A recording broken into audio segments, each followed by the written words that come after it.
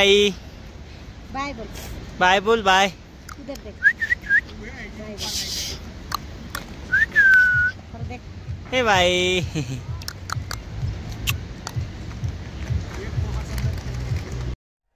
इस सज्जन को क्या तकलीफ है भाई?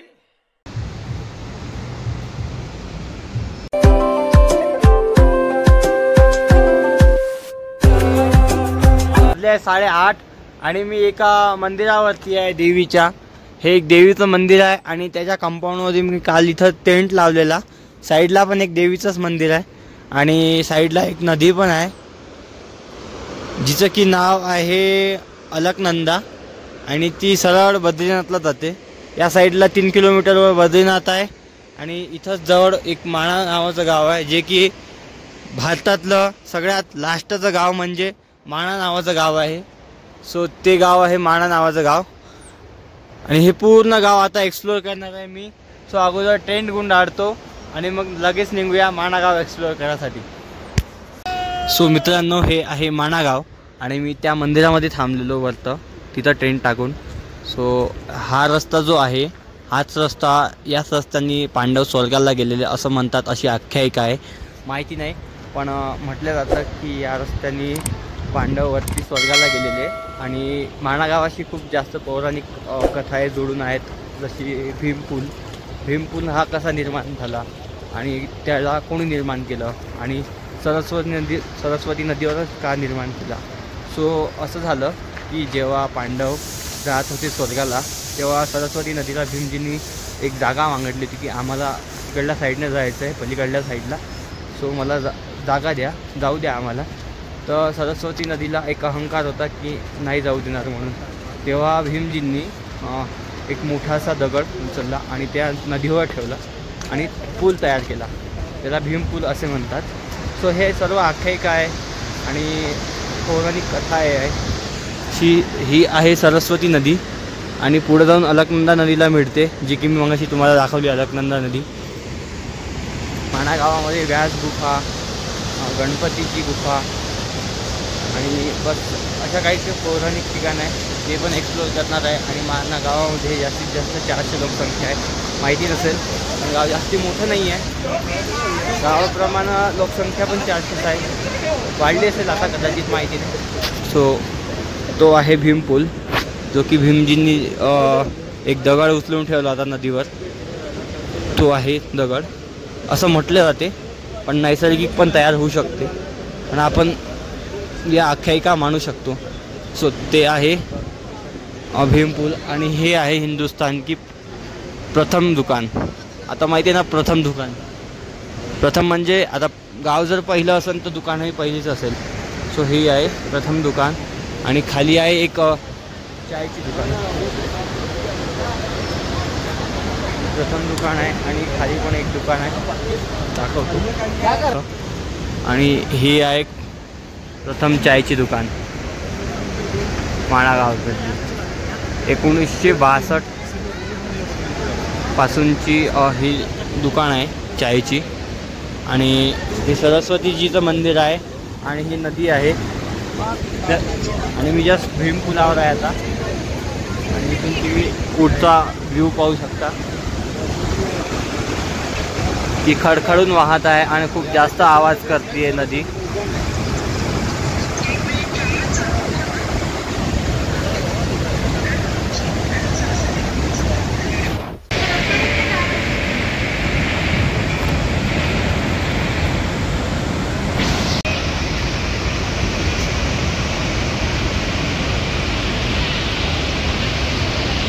मार्गाने पांडव गेलेले स्वर्गाला, तो हाच मार्ग आहे, सरळ स्वर्गाला जायचा मार्ग।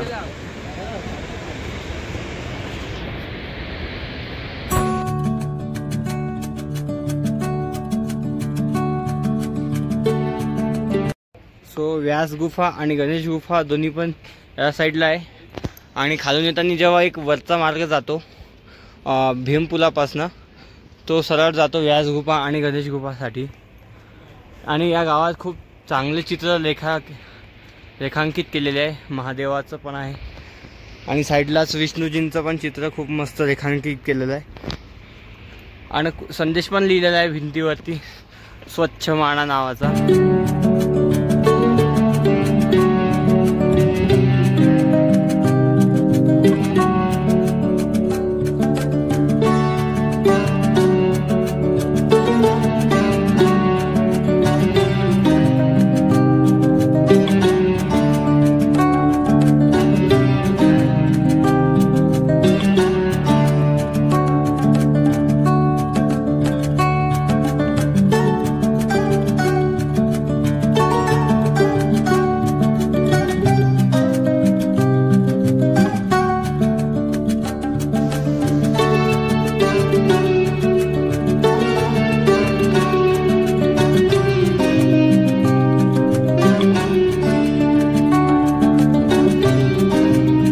सो मित्रांनो, आतापर्यंत जे तुम्ही सिनेमॅटिक शॉट्स पाहिलेले आहे ते गणेश गुफा आणि व्यास गुफाचे आहे. व्यासजींनी महापुराण, भगवद्गीता आणि महाभारत हे त्या व्यास गुफेतून लिहिलेलं. आणि जेव्हा महाभारत लिहिलं त्यानंतर त्यांना भगवद्गीता लिहायला ब्रह्माजींनी सांगितलं, तेव्हा कलियुगाची सुरुवात होत होती. आणि इतकं मोठं इतकी मोठी भगवद्गीता कोण लिहिणार, तर मग ब्रह्माजींनी उपाय सुचवला की गणेशजी लिहिणार म्हणून. तर गणेशजींना जेव्हा व्यासजींनी विनवणी केली की तुम्ही भगवद्गीता लिहावं म्हणून, कारण भगवद्गीता लिहिण्याचा 2 हातांनी लिहावी लागत होती, कारण वेळ पण खूप कमी होता आणि भगवद्गीता लिहायची होती. तर मग गणेशजींनी ती भगवद्गीता दोन्ही हातांनी आणि जिथं लिहिली ते हेच गाव आहे माणा. आणि ते गुफा पण दाखवली मी तुम्हाला सिनेमॅटिक्समध्ये. आणि इथले घरं पण इतके पौराणिक आहे आणि जुने घर आहे. आणि इथं शेतीवाडी पण खूप क्यूटशी केली जाते. क्यूटशी म्हणजे असं म्हणणं असं की लहान लहान ही पालकाची शेती आहे. शेतीवाडी पण खूप मस्त प्रमाणात केली जाते, छोटे छोटे शेती, जसं आपण लहानपणी करायचो. मी लहानपणी करायचो, छोटंसं जागा पाहून त्यात पराठी लावायचो, तूर लावायचो, तशी इथं शेती केली जाते लहान लहान.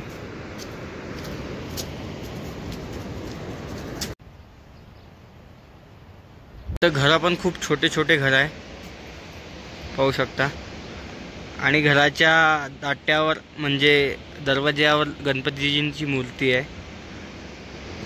हे खूप जुनं घर आहे आणि असे जुने घर खूप कमी राहिलेत या गावामध्ये, कारण या गावाचा खूप जास्त जीर्णोद्धार झाला आहे. आता जेव्हापासून या गावावर जास्ती लक्ष देण्यात आलं, जितकं हे गाव लोकांच्या नजरेत आलं तितकं या गावाचा आता जीर्णोद्धार होत चाललेला आहे. म्हणजे इथं नवनवीन घरं बनत चाललेले. माझ्या पॉवर बँकची पण चार्जिंग काल रात्रीच खतम झाली आणि फोनला पण आता चार्जिंग फक्त राहिली आहे 40%. तर त्या 40%मध्ये कितीकच काय होईल माहिती नाही. सो जिथपर्यंत मी ब्लॉग बनवू शकतो तिथपर्यंत बनवील आणि त्यानंतर बनवणं थोडं स्टॉप करीन. ह्या येथील महिला आहे आजीबाई आणि यांचा पोशाख पाहू शकता किती मस्त आहे. क्यूटचा पोशाख आहे.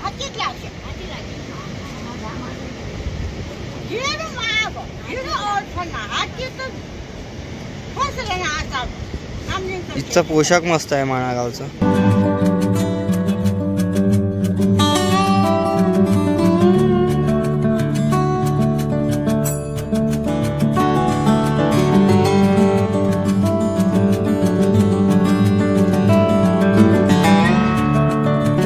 स्वेटर्स आहे, टोपी आहे, मोचे पण आहे लहान मुलांचे.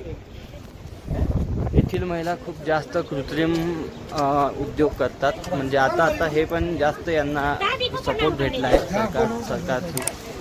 आणि यांचं एक स्वतःचं हे असतं, काय म्हणते आपले गट आणि गट मिळून ते बनवतात. स्वतःही घरी बनवतात आणि सर्व महिला मिळून बनवतात आणि एका दुकानदाराला देतात आणि तिथं विकतात.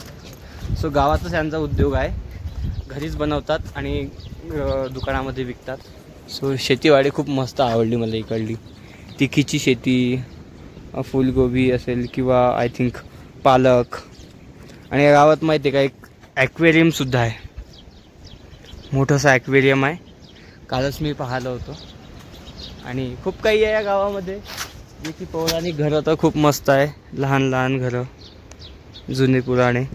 इथं पैसे कमावण्याचे उद्योग फक्त यांचं दुकान आहे आणि या शेतीवाडीतून त्यांच्या स्वतःचा उदरनिर्वाह होतं. बाकी काही नाही. पुढं एक मंदिर आहे जे की दिसत असेल पुढे. सरकारनं पण इथं अटल ज्योती योजना पोहोचवलेली आहे. खूप काही योजना या गावात राबवल्या गेल्या आहेत, जसे उद्योगासाठी असो. आणि हे आहे मंदिर. तर या दादीजी आहे, इच्छाच आहे आपली. हा काही हो ना, नाही काय नाही. अच्छा, यांचा मायका आहे आणि म्हणजे सचोदल दुसरीकडे यांचा मायका आहे माणा. अच्छा ठीक आहे. घंटेकरण नावाची देव आहे इथं. पूरब क्षेत्र का मालिक है. ये पूर्ण माना का. माना बद्रीनाथ के पूरब क्षेत्र का अच्छा, रक्षक. रक्षक. अच्छा, सो मालिक आहे, रक्षक आहे या पूर्ण क्षेत्राचा घंटेकरण देवता. असे पौराणिक घरं अगोदरच्या काळात तर खूप होते, आता पण आहेत, पण आता खूप जास्त कमी पाहायला मिळतात. कारण आता असे सिमेंटचे घरं होत चाललेले आहे. सर्व इकडे सिमेंटचे घरं आहेत. हे बबी, हे भिंडी. हे एक पहाड़ी जूस है. इतना ही आता है. अच्छा, पानी पण टाकत आहे का. पानी मिलाते. कौन से फूल का है ये. इसमें देख लो ये. अच्छा, अगर बोतल चाहिए ले जाना ये वाला. ही बॉटल आहे. ठीक है. सो पहाड़ी जूस है. इसमें डाल. हाँ, मैं डाल दूंगा. पहले पी लो इसमें. तो एक त्यांचं छोटंसं हॉटेल आहे आणि कृत्रिम उद्योग पण आहे त्यांचा. अच्छा, गुड है एक नंबर. अच्छा है ना. घर के लिए ले जाना ये बोतल वाला. कितने की है बॉटल. 150 का. इसमें काफी गिलास में. एक नंबर ज्यूस आहे, एक नंबर लागत आहे.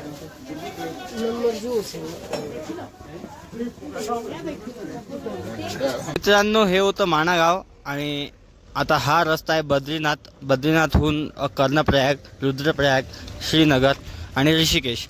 सो आता निघालोय बद्रीनाथ इथं माणा गावावरून. काल झालं होतं बद्रीनाथचं दर्शन आणि आज माणाचं पण दर्शन झालं. म्हणजे माणा गाव पण एक्सप्लोअर करणं झालं.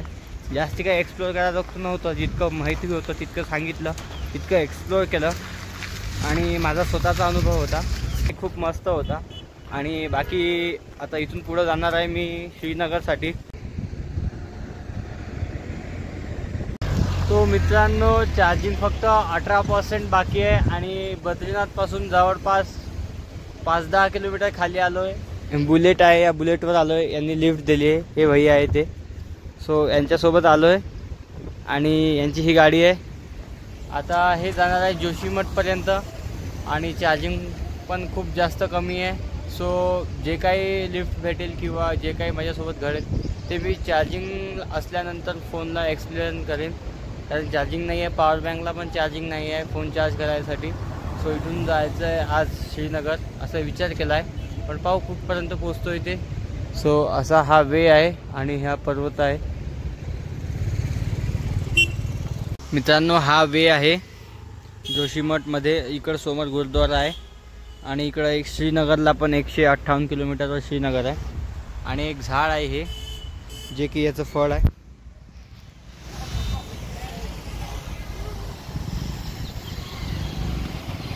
आपलं हे नसते का बेलासारखं लागते एक नंबर.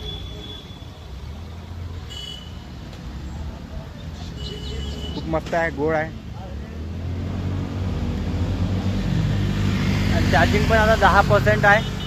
तिथं जे गुरुद्वाराच्या चार्ज करतो फोन आणि पुढे निघतो.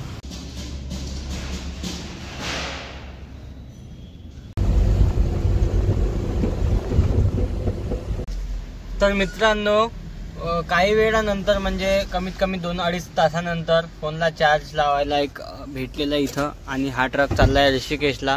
पण गाडीमध्ये खूप जास्त प्रॉब्लेम आहे. 15-15 किलोमीटर 10-10 किलोमीटर चालून गाडी बंद पडते, कारण खूप जास्त गरम होते आणि ऑटोमॅटिकली बंद पडत आहे. आणि इथून श्रीनगर असेल 70-78 किलोमीटर. सो आता जवळपास 5 वाजत आले आणि पाहू शकता तुम्ही पण. आणि गाडी बंद पडत आहे, राव गाडी बंद पडत आहे. सो गाडीचा प्रॉब्लेम आहे आणि माहिती नाही पोहोचू शकणार आहे का नाही तर. सो हे भाऊ आहे, यांनी मला लिफ्ट दिली. क्या नाम है आपका.